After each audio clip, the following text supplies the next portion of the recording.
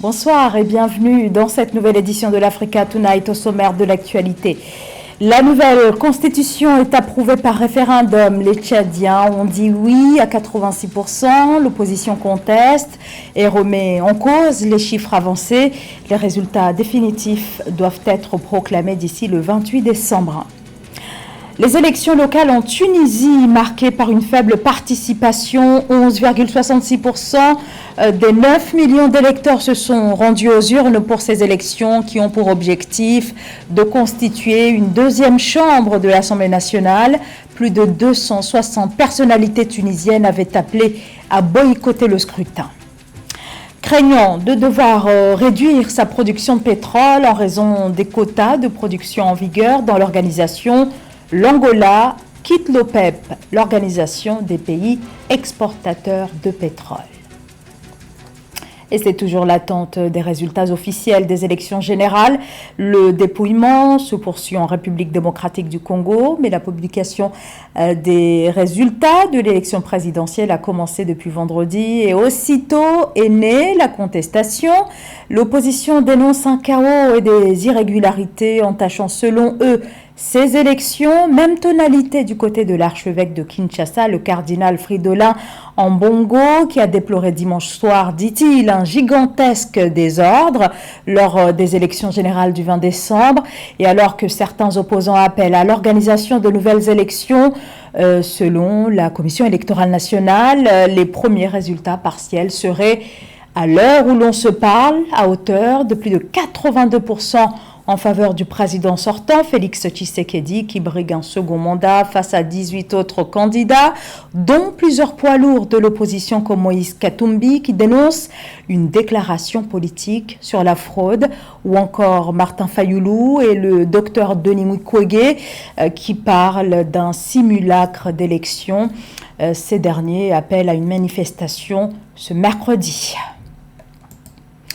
Au Tchad, le projet de nouvelle constitution soumis par voie référendaire est approuvé avec 86% des voix d'après les résultats officiels provisoires de la commission électorale à l'issue du référendum du 17 décembre que l'opposition avait appelé à boycotter et dont elle conteste les résultats de ce référendum censé ouvrir la voie à des élections et à la fin 2024 et garantir aussi le retour à un pouvoir civil.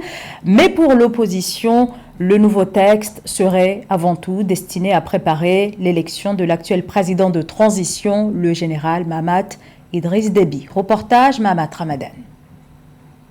Au Tchad, selon les résultats provisoires du référendum publié le 24 décembre 2023, le oui en faveur du projet de la Constitution et de la forme de l'État unitaire remporte avec un taux de 86% contre 14% pour le non. Selon la Commission nationale chargée de l'organisation du référendum, sur les 8 237 000 Tchadiens inscrits au fichier électoral, environ 5 millions de votants ont participé au scrutin, ce qui fait un taux de participation de 63,75%. Beaucoup de détracteurs se sont perdus en conjecture par rapport à la réussite de notre mission. Mais tout est bien qui finit bien. Nous les laissons eux-mêmes se désillusionner. Avec ces résultats provisoires et conformément à la loi, la CONOREC a accompli son obligation dans le délai imparti au chronogramme du processus d'organisation du référendum constitutionnel. La Cour suprême a 4 jours pour examiner d'éventuels recours avant la proclamation définitive des résultats prévus le 28 décembre 2023. La promulgation de la nouvelle constitution, quant à elle, est prévue le 1er janvier et ouvrira la voie aux élections présidentielles et législatives qui marqueront la fin de la transition. Les électeurs se réjouissent que le chronogramme du référendum soit respecté.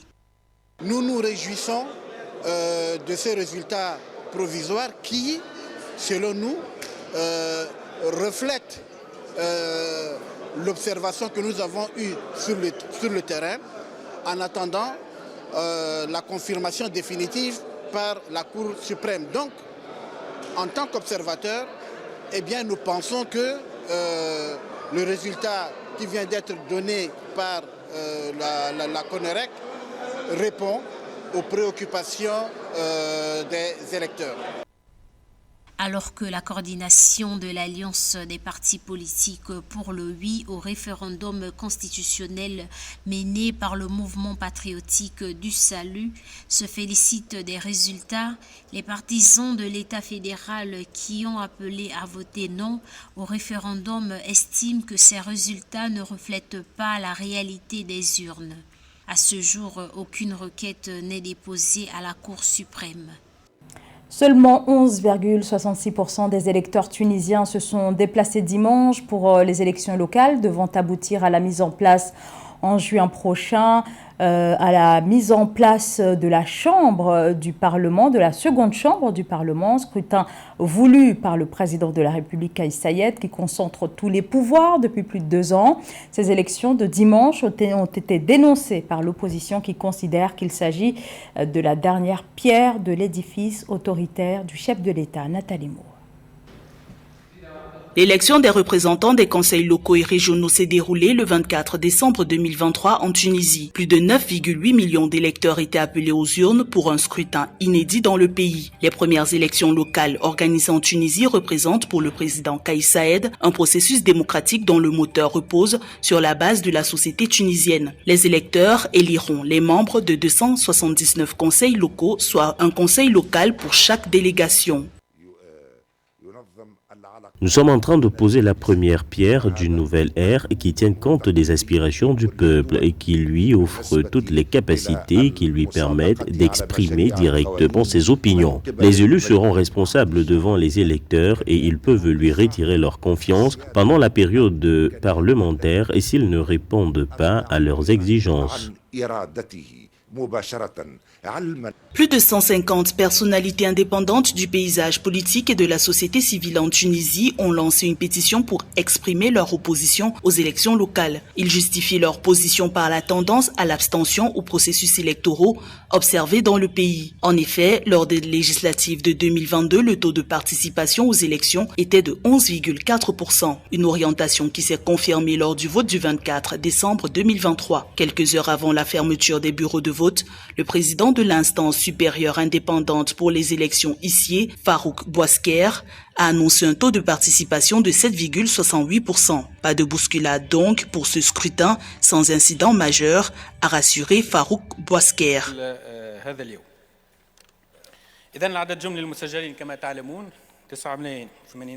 À 16 heures, près de 697 755 électeurs ont pris part au vote. Le processus électoral se déroule normalement et aucun incident ou problème n'a été enregistré. Tous les bureaux de vote ont ouvert à l'heure prévue, à savoir exactement 8 heures du matin, heure locale.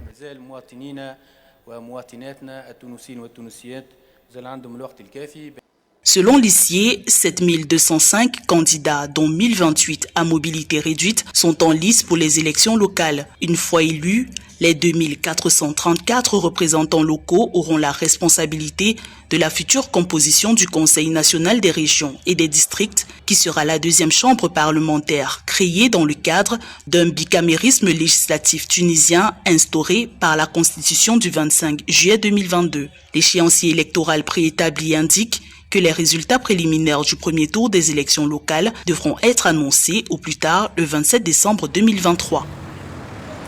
Tout finit bien un jour. Les mots du président béninois Patrice Talon au sujet de sa succession en 2026.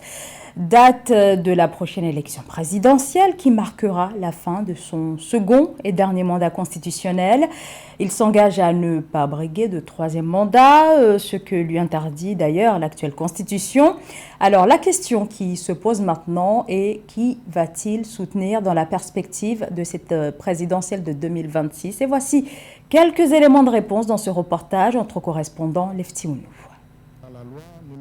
C'est un Patrice Talon préoccupé par sa succession au thème de ces 2 mandats constitutionnels qui s'est exprimé le 23 décembre 2023 à ses compatriotes par l'entremise d'une interview enregistrée au Palais de la Marina à Cotonou.